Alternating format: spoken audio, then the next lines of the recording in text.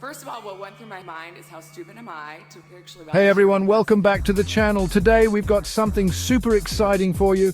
We're not giving away any money, but this will be a challenge. We're diving into 12 extreme riddles that will test your survival skills. We're talking life or death situations here, people. Earthquakes, fires, sharks, you name it, we got it. Think you have what it takes to survive? Buckle up, smash that like button, and let's see if you've got what it takes. Alright, first up, we're dropping you straight into the Sahara Desert. The sun's beating down, you're low on water, and your phone's deader than my hopes of ever going on a diet. What's your first move? No, seriously, tell me in the comments right now. It's crucial, people. Do you look for shade, try to find water, fashion a makeshift SOS sign out of cacti? Okay, time's up. The absolute first thing you gotta do is find shade. And I'm not talking about that little sliver of shade from a lizard. Find a rock, a cliff face, anything to get out of that scorching sun. Dehydration is your biggest enemy here. Conserve your energy, conserve your sweat, and we'll move on to the next challenge.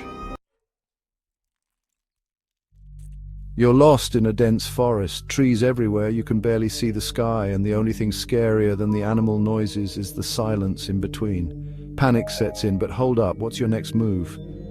Do you run blindly, hoping to stumble upon a ranger station? Try to climb a tree for a better view, or maybe try to follow the sun.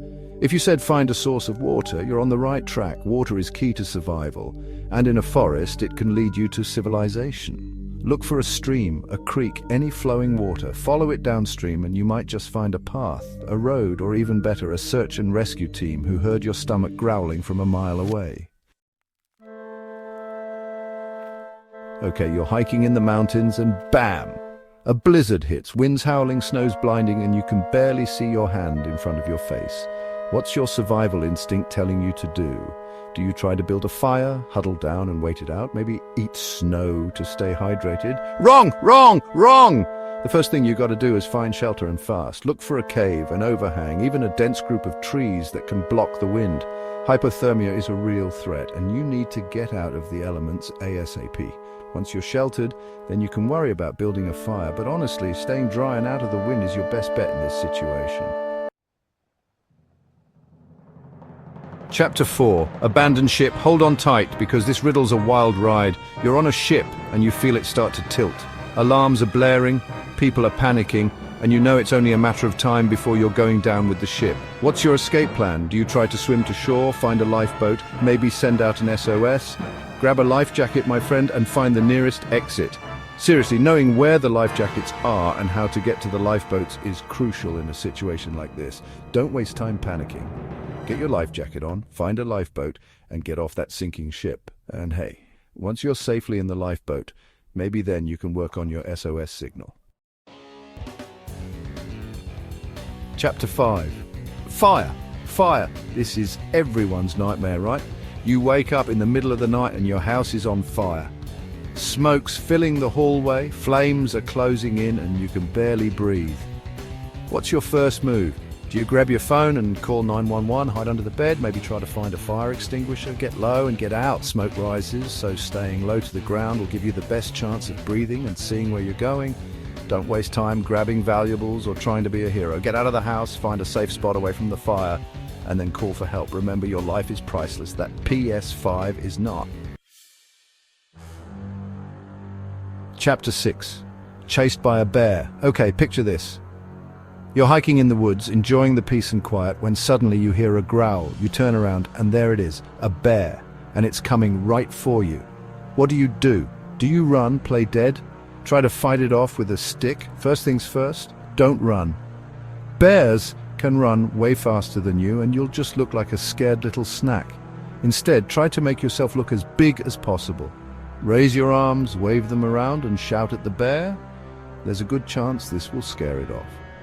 Bears are usually more scared of you than you are of them, but you've got to show them who's boss. Chapter 7. Stuck in quicksand. You're walking through what you think is solid ground, and suddenly you feel yourself sinking. You're stuck in quicksand. What's your move? Do you struggle to pull yourself out? Reach for a branch, lay flat and try to float. If you said stay calm and don't panic, you're already ahead of the game. Panicking will only make you sink faster. Instead, try to spread your body weight as much as possible. Lean back slowly, like you're trying to float on your back. This will create more surface area and help you float. Once you're stable, slowly and carefully try to free your legs. It's going to take time and patience, but you can get out of this. Chapter 8. Caught in a rip current. You're swimming in the ocean, enjoying the waves, when suddenly you realize you're being pulled further and further away from shore. You're caught in a rip current. What's your next move? Do you try to swim against the current, wave for help, float on your back? The most important thing is not to panic. Swimming against the current will only tire you out. Instead, try to swim parallel to the shore. Rip currents are usually narrow, so swimming sideways should get you out of the pull. Once you're free, then you can swim back to shore. And hey, if you're ever unsure about the water conditions, don't be afraid to ask a lifeguard. Chapter 9. Adrift at sea. You're stranded at sea on a lifeboat. The sun is beating down. You're surrounded by water, but you can't drink any of it. What's your survival strategy? Do you try to catch fish with your bare hands, send up a flare every hour, maybe try to ration your single granola bar? Finding a source of fresh water is your top priority. Collect any rainwater you can, and if you manage to catch any fish, try to eat them raw.